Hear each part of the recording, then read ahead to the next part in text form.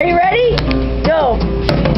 You got 6 minutes. Twas the night before Christmas, and all through Quebec, not a creature was stirring except René Lévesque. The Dukes were strung up by the furnace with care, in hopes that my welfare check soon would be there. Bah, humbug, says Drapeau. I don't know what the fuss is. The postman's on strike, and so are the buses.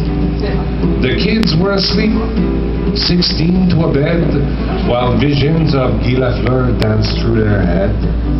And Ma in her curler, and me in my shorts, had just turned on the TV for to watching the sports. I had just shut my eye when a noise woke me up, like Les Canadiens just winning the Stanley Cup. I jump out of bed, I step on a tack, hit my head on the post, and fell flat on my back. But this didn't stop me. Off the floor I arose, tripped over my work boots, and fell on my nose. I looked up in a daze at my wife by the door. I said, "It's not my night." She said, "That's for sure." I crawled to the window but saw nothing for certain. I cried, "I can't see," she said, "Open the curtain." The moon on the breast of the snow on the lot gave the luster of midday and all of that rot. So I sat and I watched and I tended my bruises when what should appear but 8 tiny mooses. They flew side by each, and a dwarf, short and heavy, was seated behind in a 63 Chevy. It was a beautiful car, and if then I could choose, I would trade him like that for my 7 Skidoos. It was purple and green with an orange interior that makes all them English car look so inferior. It had dingle balls, sponge dice, a furry floor mat, and a dog in the back whose head goes like that. But the dwarf, he looked ragged, and his clothes, they alarmed me, like the clothes I had got from the Salvation Army. I yelled, "Are you Santa? You look kind of funny." He says, "No, it's Easter, and me, I'm the bunny." Then he laughed, "Ho, ho, ho," and it wasn't defiant. He must be St. Nick or the Jolly Green Giant.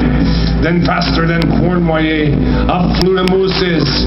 They looked like a big herd of Canada gooses. Then he whistled and shouted, and by name he did call, on Jean, on Gaston, Jean-Luc and Jean-Paul, on Michel, on Gaétan, on Jacques and Pierre. Get the lead out your pants or we'll never get there. On the roof they then landed, and St. Nick did a jig, but I just had to laugh because our chimney's that big. Maybe 1 foot would fit, or 2 with some luck, but I knew that's for sure that he's going to get stuck. So the moose pried him loose, and he tried it once more, but he finally gave up and he kicked through the door.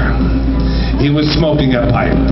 Great white clouds he had blown it to circle his head like a Tim Horton donut. Then he coughed and he choked, and he took one more puff. Then he opened his sack for to take out the stuff. A Charlebois record, a scarf and a bonnet, and my favorite, a dartboard with Trudeau's face on it. Hockey sticks and a puck, and a holster with guns, and some brew cream to make my hair look like the Fonz. A wooden statue of Frosty the Snowman, and an 8x10 glossy of the Bionic Woman. Yeah! Then, laying a finger aside of his nose, he asked for a Kleenex. His hanky was froze. Out the window he bounded. A quick exit he's hoping, and I'm glad that's for sure that the window was open. Then he stepped on the sill for a moment to linger, and the crazy thing came crashing down on his finger. He jumped up and down, his face was all creases. Then, yelling, he ran and kicked one of the Mises. Then he jumped in his Chevy, and off they all flew. 8 tiny mooses and Santa Claus too. And as he flew off, I heard him say this, "I'm sure glad Quebec is the last on my list."